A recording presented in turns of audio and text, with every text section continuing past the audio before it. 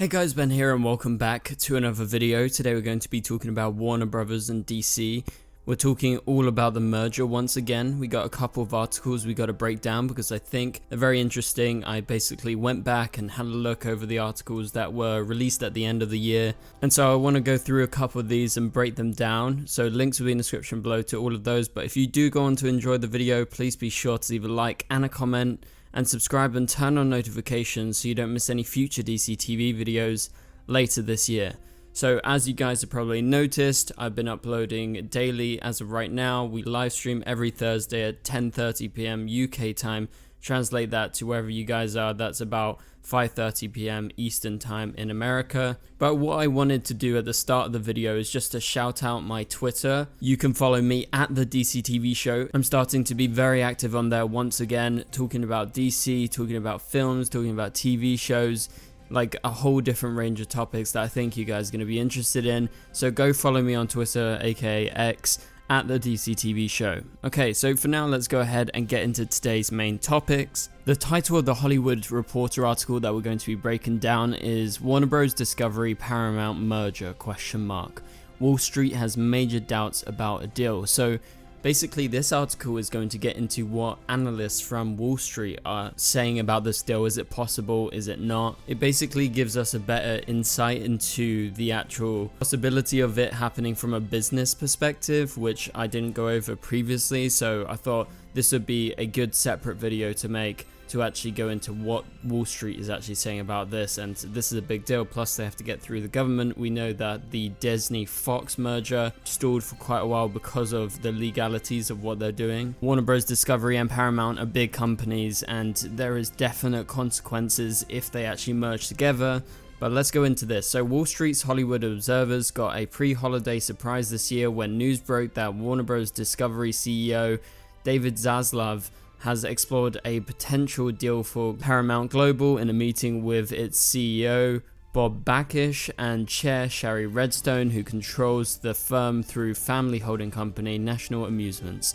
Shares of Warner Bros. Discovery dropped as investors try to unpack the news, and analysts expressed their doubts about the potential deal using such phrases as, and they quote, "We have a hard time seeing a deal and equating it to catching a falling knife or even a financial death sentence." So that is a pretty stark reaction to hearing this. Obviously, I talked about how I think this wouldn't be good from a filmmaking perspective, from a competitive perspective, like in terms of cinema. And basically with Warner Bros. Taking over Paramount, what would happen is you would have less films, there would be less diversity in terms of content because these two big studios are merging together. We've seen it with Disney and Fox. You see way less kind of Fox inspired projects now. It's all Disney orientated because that's the way that things go when a bigger company takes over your company, and obviously in this case it's two film studios. So while not quite describing the revelation of the deal talks as a nightmare before Christmas, Wells Fargo analyst Stephen Cahill straight out told investors in a report, "We prefer WBD standalone." So they literally just went straight to the investors and said that. That is an analyst saying this. So that is a strong reaction against this. So after all, and I quote, "Pro forma WBD/Paramount would be a beast of a mostly linear company.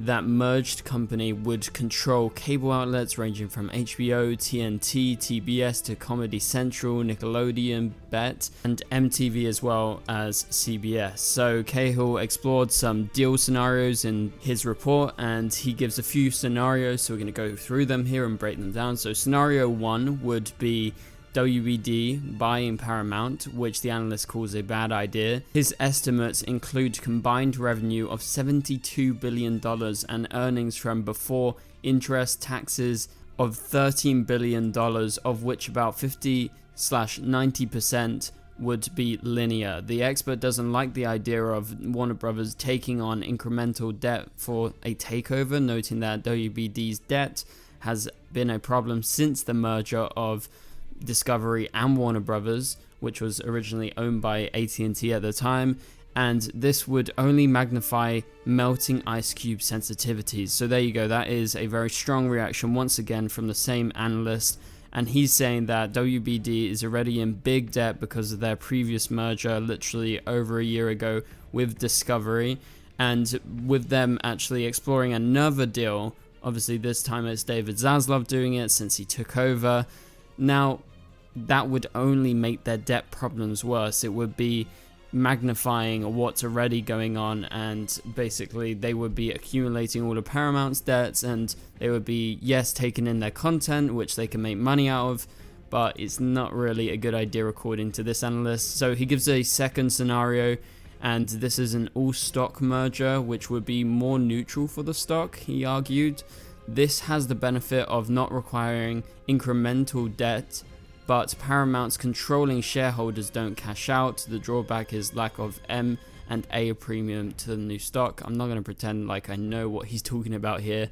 If you guys know business and you know the stock market in America, I'm sure you understand it. But let's move on to deal scenario 3, which would see WBD acquiring their parent company of Paramount before a Paramount merger. So WBD could look to control Paramount through a shares for about $2 billion, Cahill wrote. This gives management options prior to an all-stock merger of WBD Paramount.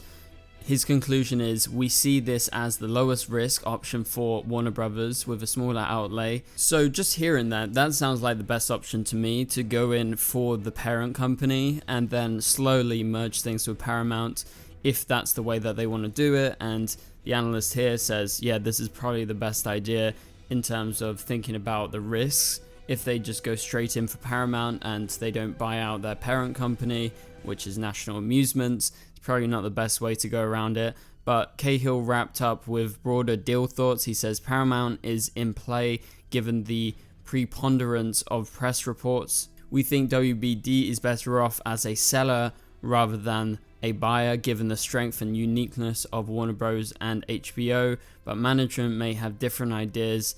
Any deals will likely require significant regulatory approvals of 1 to 2 years. That's what I talked about, that's to do with the government. And Paramount A versus B, which is their shares deals, could engender shareholder lawsuits, so it could be risky. Perhaps the biggest conclusion is that the media's challenges inevitably lead to rationalizations. So basically he doesn't think that it's a good idea for Warner Brothers to be a buyer right now and to try and merge and take in another company like Paramount, even though obviously the content that they would be given would be amazing. And from a fan perspective, of course, it would be great to see some of these different crossovers that we could potentially have. Paramount owns a lot of IP. They own Nickelodeon, they own CBS, they own Transformers, they own Mission Impossible, they own a lot of stuff. Okay, so another analyst from TD Cohen has said this. I'm not going to go over everything in this article, but I'm going to go over the quotes that I think are interesting and relevant to what we're trying to say in terms of the bigger picture here, that this is going to be a hard merger to go through.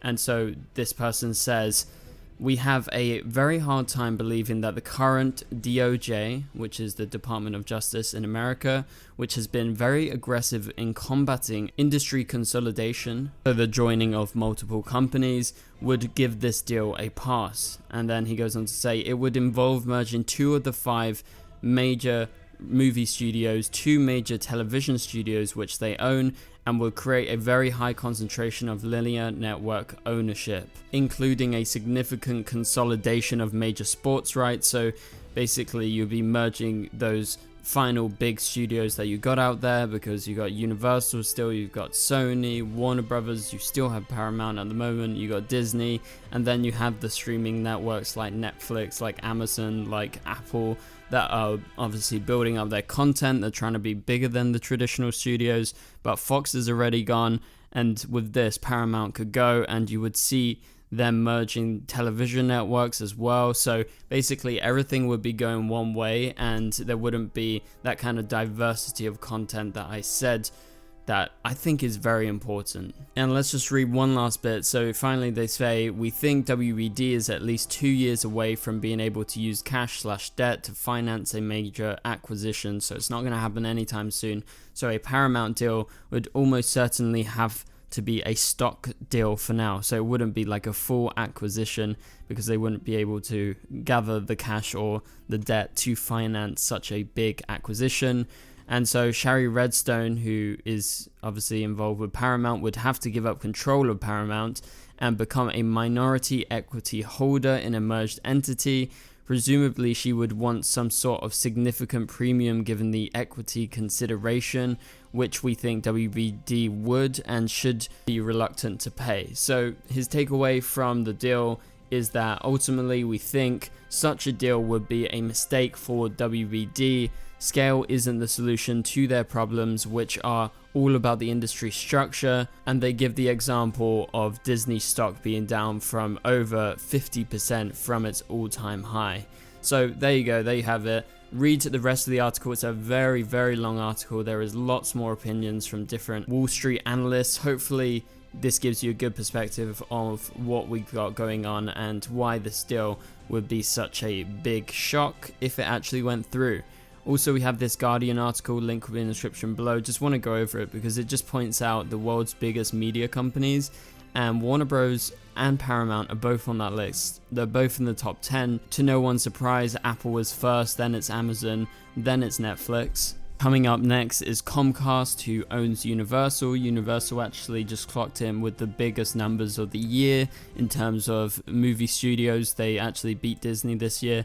Disney comes up next, just below that at number 5, then it's Sony, then Charter, then Warner Brothers at 28 billion, that's what they're worth right now, and then Fox at number 9 with 14 billion, and then number 10 Paramount. So if you merge the two of them together, yes, you don't necessarily jump up in the ranks, but you create a big studio that is merged, and these two are some of the original film studios out there, and I just don't think it's a good idea to merge two very distinctive studios that make very different content but also sometimes similar, but they have different types of IP that is unique to their own properties. And so yeah, that's just my opinion on all of this, and obviously we've just broken down what Wall Street thinks of this, so what the business people think, what the people who know all about the stocks are saying in terms of, you know, can this go through the government, and also what's this going to be like, and will this affect Warner Bros. And Paramount and what they are doing right now in terms of business, in terms of debt and everything like that. So hopefully you enjoyed the video, hopefully it was good, and hopefully it was interesting. If you enjoyed it, please be sure to leave a like and a comment. It would really help this video get out there. Also subscribe and turn on notifications so you don't miss any future videos, because we're uploading daily right now, and we live stream every Thursdays, as I said at the start of the stream, 10:30 p.m. UK time. That's 5:30 p.m. New York time or Eastern Coast in America. So for now, click on the top right corner of the screen to watch my latest video. But for now, I'll catch you guys later. Goodbye.